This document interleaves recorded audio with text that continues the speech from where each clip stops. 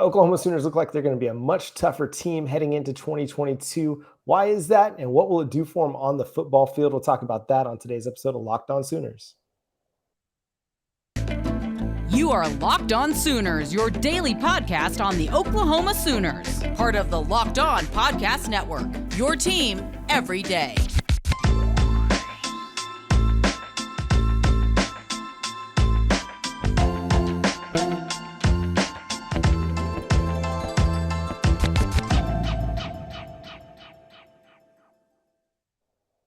What's up, Sooner Nation, and welcome to Locked On Sooners. Thank you for making Locked On Sooners your first listen every single day. We're free and available on all podcast platforms and on YouTube, so go subscribe to the channel over there and hit the notification bell to let you know when new episodes drop. My name is John Williams. You can follow me on Twitter at John9Williams. You can also read my work covering the Sooners over at thesoonerswire.com.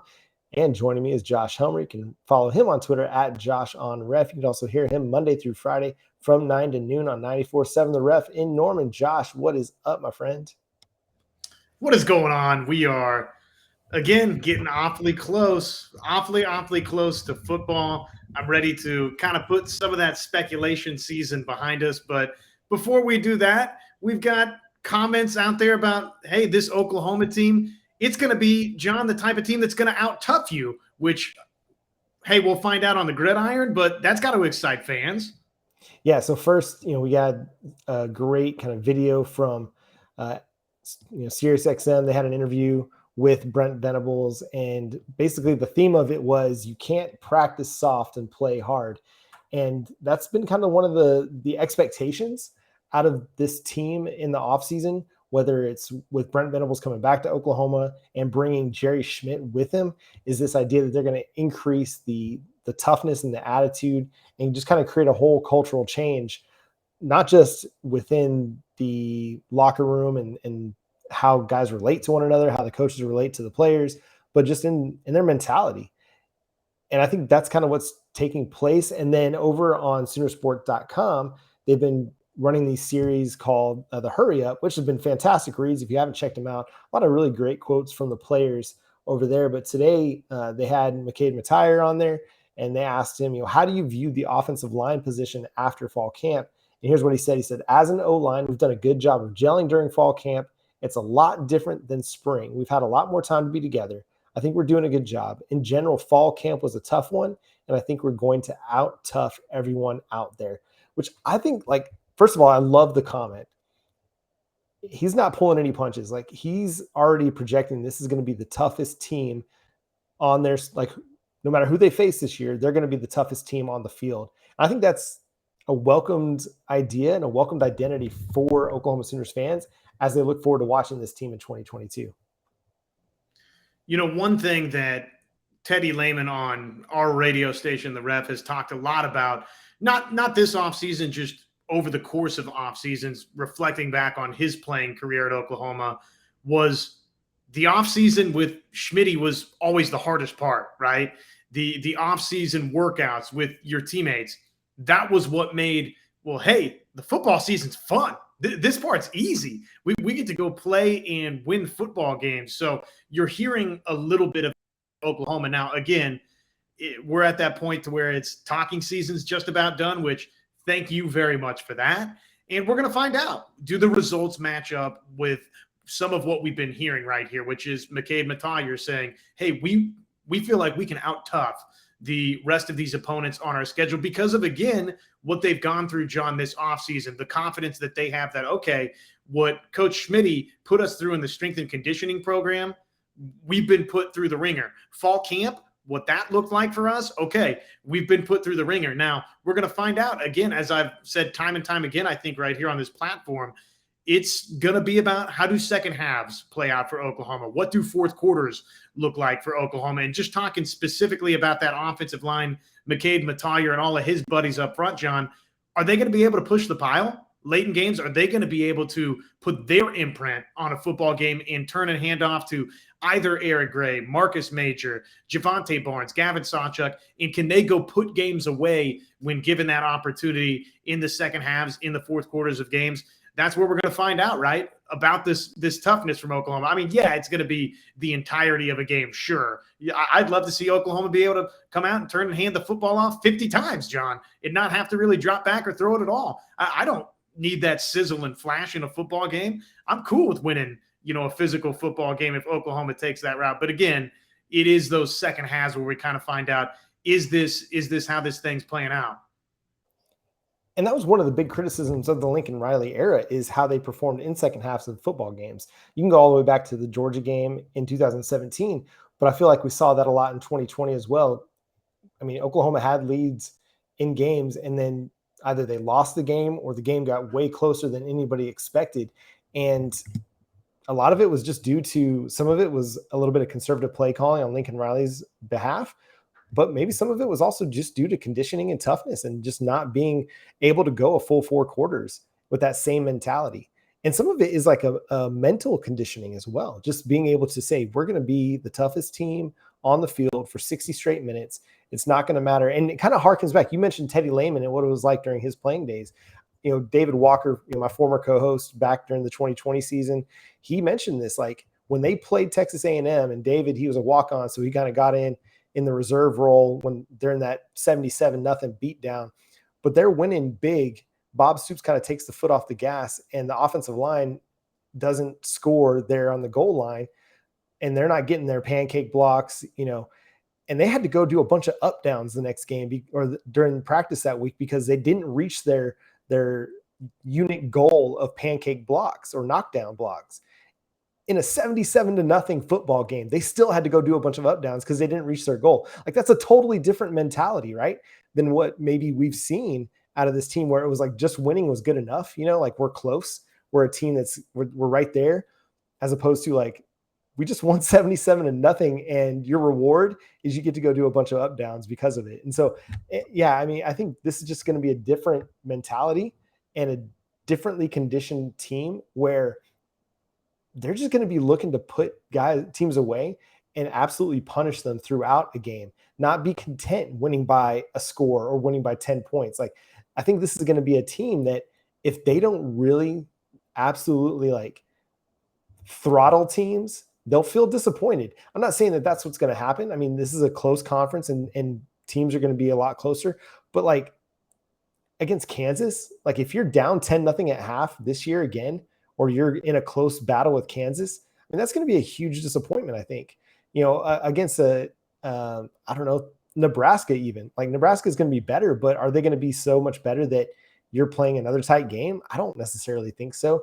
Like, these first 2 contests, like, I think they're going to be the real kind of litmus test for what this team looks like. If they go out and they play a full 4 quarters and they just absolutely throttle UTEP and Kent State, I think that kind of gives us a good indication of what's going to happen, because sometimes when you get those backups in, kind of the foot comes off the gas a little bit and you're not playing with the same, level of energy, the same intensity.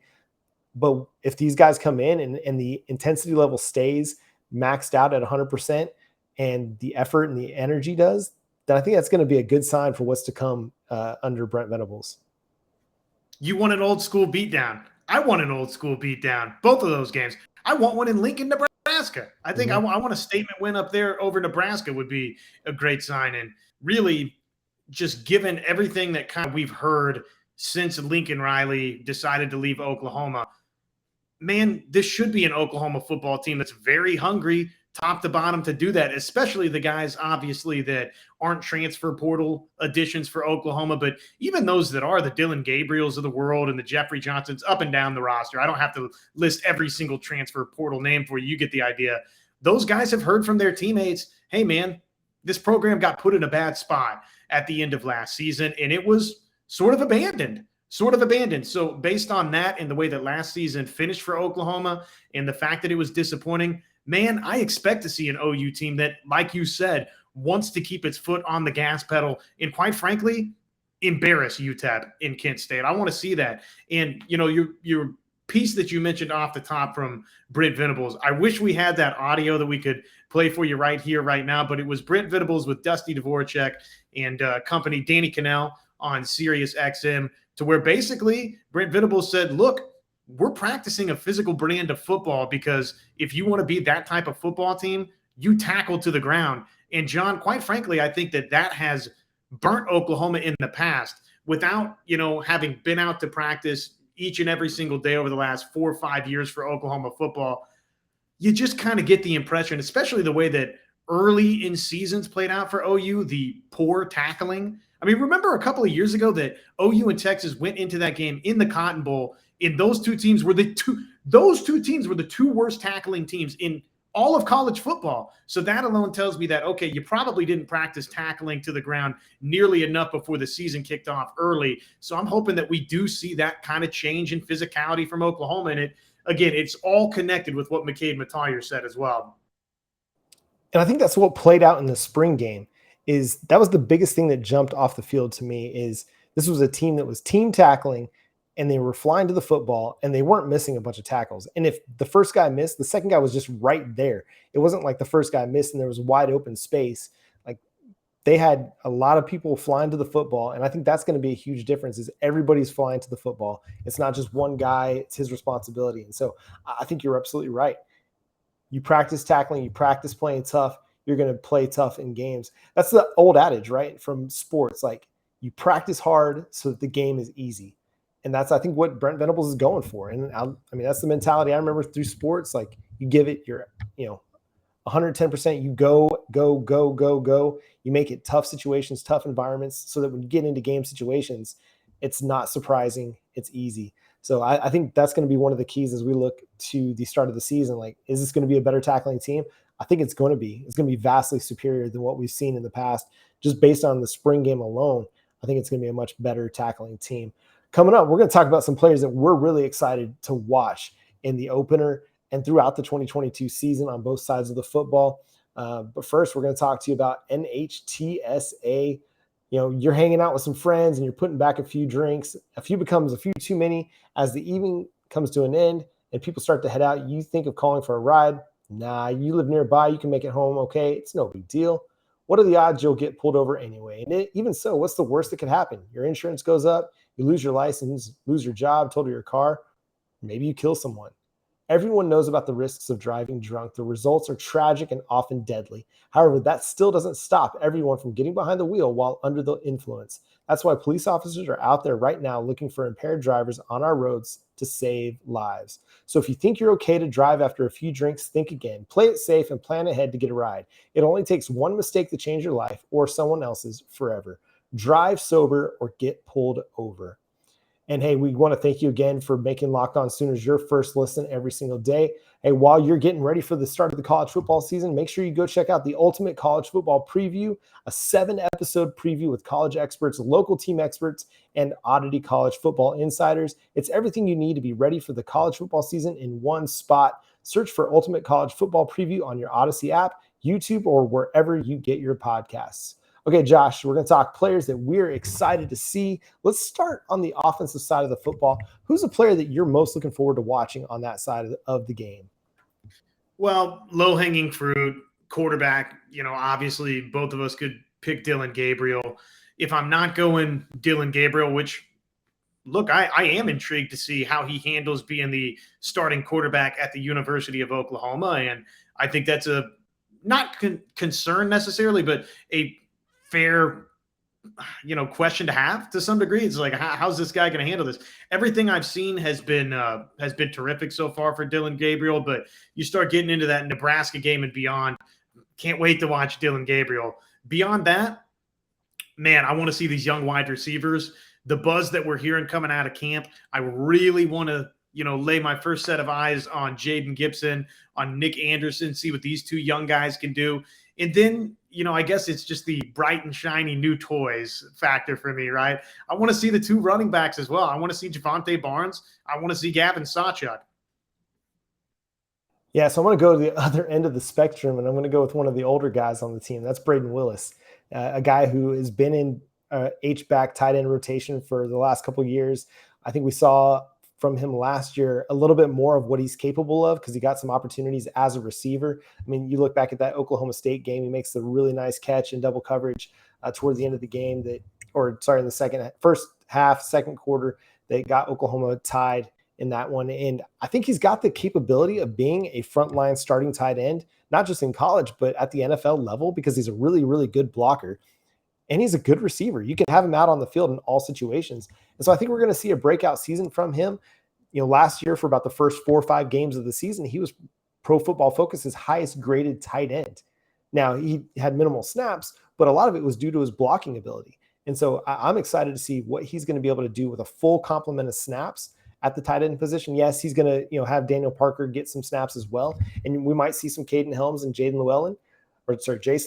But I think we're going to see a 75% snap share from Braden Willis, because he's a veteran on the team, a reliable receiver, and one of their best blockers. And so I'm really looking forward to watching him.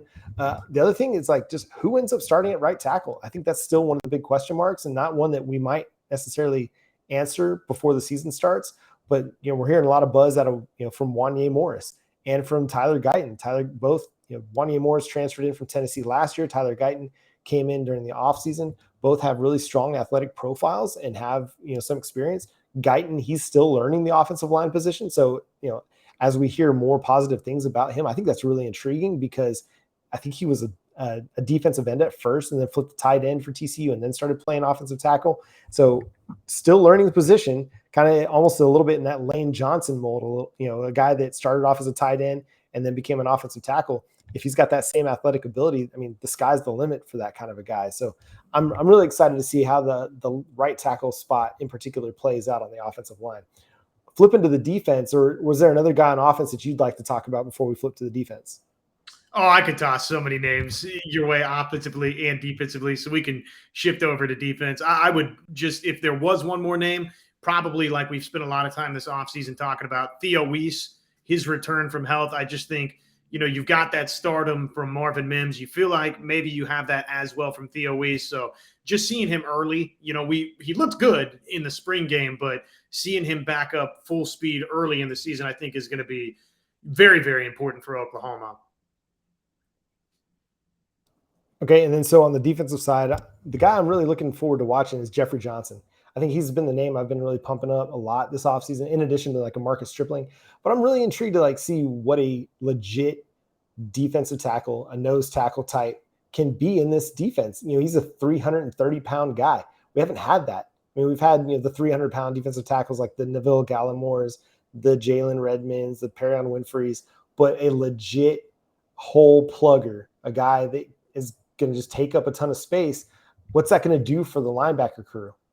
That's going to make things so much easier for them. That's the guy for me that I'm really, really intrigued to see how that impacts the rest of the defense. It's a good point. Yeah, we just haven't seen a lot of that over these last couple of seasons at Oklahoma. Man, just based on, again, kind of some of the buzz coming out of camp, similar to the offensive, youngsters that we talked about, for me, I want to see what that progression looks like for Billy Bowman, based on all of the buzz that we're hearing out of camp. And then the other name is also in the secondary that I want to get to see a little bit more of, and it's Justin Harrington, in part because of the story, right? It sets itself up to be made for TV kind of stuff with Justin Harrington, where he's here all of a sudden a year ago during the spring, well, a year and a half ago now during the spring, he's making all this noise, and it sounds like he's going to be one of the most talented players in Oklahoma's secondary. And then lo and behold, midway through last season, he just ups and leaves, quits playing football. And essentially, based on what we've kind of heard out there, John, really kind of had to come crawling back to OU. Not that he didn't have other opportunities out there, but he felt like the opportunity again that he wanted to pursue was at the University of Oklahoma. And it wasn't just, hey, let me reach out to Jay Valai and Brandon Hall and Brent Venables, and all of a sudden I'm back at OU. No, he had to really, really apply for membership in this exclusive Oklahoma football club to get back in. And then, you fast forward to right now in Harrington, the way Brent Venables is talking, John, he's going to start somewhere for Oklahoma. He's going to play a lot for OU in their defensive backfield. That is an amazing story, and I just can't wait to see it, because, again, he's somebody that 6'3" frame, when you start thinking about guys in the defensive backfield, boy, that is really, really exciting when you start, talking about matching up with a tight end or those bigger body type wide receivers, to have somebody back there like a Justin Harrington could be huge. Could be huge for OU. Yeah, it's really intriguing to hear all the guys that they're excited about that were part of this team last year, but for some reason or another, just it wasn't working. It wasn't fitting. Whether it's Billy Bowman, like, albeit a true freshman, just a very up and down season for him last year, having to play multiple positions, and then Justin Harrington. So who knows what was going on mentally that had him walk away from the program? But we know Theo Weiss was going to transfer out. We know Marvin Mims was going to transfer out. There seemed to be just a lot of like disconnect between the players and the coaching and what they wanted going on, or there just wasn't a great vibe altogether. And Justin Harrington might be the comeback player of the year for Oklahoma now, based on what we're hearing. So that's a really, really great choice, a really intriguing pick. Now we're going to turn the page a little bit. We got more rankings, more preseason tiers. ESPN put out their 1 to 131 rankings, but they did so in kind of a tiered format. The top tier, you could probably guess it, Alabama, Ohio State, Georgia. But Oklahoma comes in that second tier of teams, along with Notre Dame, Michigan, and Clemson. So, Josh, any surprise to you on that? Well, no surprise. So here's what they call the front tier number 1, right? Sorry, Mom, the mob has spoken. It's the clear favorites, and it's Alabama, Georgia, Ohio State. No surprise there. We know that. And then the next tier, which Oklahoma was in, how quickly we forget, with Clemson, Michigan, Notre Dame. That's probably the right group, John, for Oklahoma to be with right now. I don't know. I mean, I think you'd have to really be wearing the crimson and cream shades at least going in. Not saying Oklahoma can't get there, or that, like one of these two teams, or excuse me, one of these three teams at the top, I can see where Georgia takes a step backwards. I think that obviously Bryce Young and Alabama, they've got maybe the best quarterback in the country. I think Ohio State with C.J. Stroud, with Jackson Smith and Jigba, with Travion Henderson, they might have the best quarterback. They might have the best wide receiver. They might have the best running back. So I understand why Ohio State is kind of in that tier. Georgia, we'll see. I mean, they're going to be replacing a lot of talent. They might be closer to the Clemsons, Michigans, Notre Dames, and Oklahomas of the world than maybe we're thinking. And probably one of those teams, just based on the history of college football, even in this college football playoff era, John, probably one of those four names right there in that second tier might be Oklahoma, is going to be somebody that leaps up and gets into that other tier and ultimately becomes a college football playoff participant. I find Oklahoma, at least the way that they're viewed nationally, to be very, very interesting, because this is a team where no preseason, All-Americans, wherever you look, at least first teamers, and yet they're still pretty much considered a top 10 team in the preseason, a team that is one of the favorites to win the Big 12, could on the outside potentially a dark horse for the college football playoff. Even though they're so highly ranked, it gives me kind of 2000 vibes a little bit, in that nobody's really expecting them to contend for a national title. A lot of that's due to the strength at the top. A lot of people may not even expect them to win the Big 12, but they're still a top 10 team in the preseason. Now, again, preseason polls don't matter. A lot of it's going to matter what they put on the field. But I think most people in general think this is going to be a pretty good football team. And so I kind of come to this spot, or I came to this spot today where I'm like, well, why not Oklahoma? Like, I mean, yes, they've got a lot of questions to answer, but I think heading into that 2000 season, nobody expected what came out of that, right? I mean, they were an unranked team, and then just week by week, established themselves and solidified their spot in the Big 12 hierarchy, and began making themselves a national contender, got big wins throughout the season that legitimized them as a national title contender. I mean, we get to November and say Oklahoma beats Baylor and maybe they're undefeated at that point. I think you're going to have to start having that conversation. Like, is Oklahoma for real? Now, a lot of it's going to depend on what happens in the college football playoff. But I mean, if they're winning games convincingly, it's going to be hard not to get on that, okay, Oklahoma might have a chance this year, kind of a bandwagon. And it's kind of this weird spot that we're in, because we're in this place where we talked about it on yesterday's show, where a good season would be winning the Big 12, making the college football playoff, but even still a good season would just be winning the Big 12 and making a New Year's Six bowl, which kind of seems a little bit underwhelming. Like, that's kind of the expectation a little bit. And so I almost wonder if like we're still kind of sleeping on Oklahoma a little bit too much, and they might end up surprising us down, towards the end of the season and might become a legitimate national title contender. Yeah, I mean, so much of that is just, I think, going to depend on how much progress defensively, how quick, right? And Oklahoma at times over the last decade has played some really good defense. The win at Ohio State certainly comes to mind in that regard. Alex Grinch, had one top 35, I think, scoring defense. So, I mean, that's kind of about it for Oklahoma. So how fast can that come along for OU? And if the answer is that Brent Venables pushes all the right buttons to get Oklahoma trending as a top 25, top 20 type defense, then yeah, I mean, probably we're talking about Oklahoma's going to wind up being a college football playoff team and a national championship, a legitimate national championship contender. But again, there's just so much unknown in the production department for Oklahoma, and quite truthfully, some of the recent history, especially defensively, has not been good for Oklahoma. So we'll see. We'll see how this thing plays out week by week. How they win is going to be important too, John, in terms of when do we got asked the question, Plank and I did yesterday or the day before on radio, when will you know that Oklahoma is that national championship contender?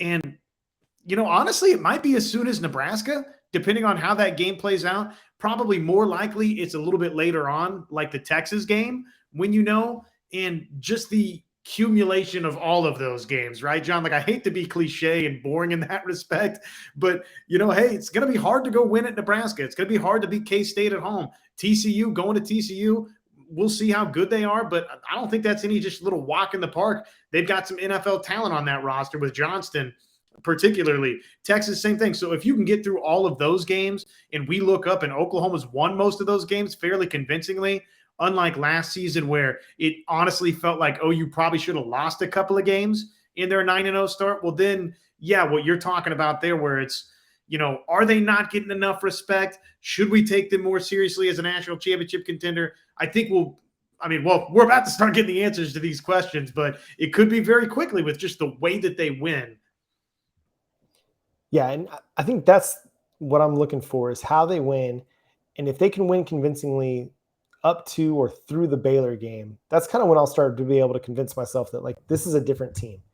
Because, last year, when 9-0, had the big win over Texas, had huge, wins over TCU and Texas Tech, and then it all kind of came, crashing down against Baylor, and then they struggled against Iowa State offensively, even though they won that game, and then again struggled against Oklahoma State. And so I think if they can get through that Baylor game, and we had a really strong offensive performance over what should be a really good defense again this year, then I'll probably feel a lot more comfortable about where this team is going to head in 2022. Hey, that's going to do it for today's episode of Locked On Sooners. Thanks so much for tuning in and listening to the show. Make sure you subscribe to the show wherever you get your podcasts. We're like 40 subscribers away from 2,500. That's our goal before the start of the 2022 season, which is 10 days away now. So make sure you go and check out the show over on YouTube. Subscribe to the channel. Hit the notification bell to let you know when new episodes drop. But until next time, he's Josh Helmer. I'm John Williams. We'll catch you then. Boomer Sooner.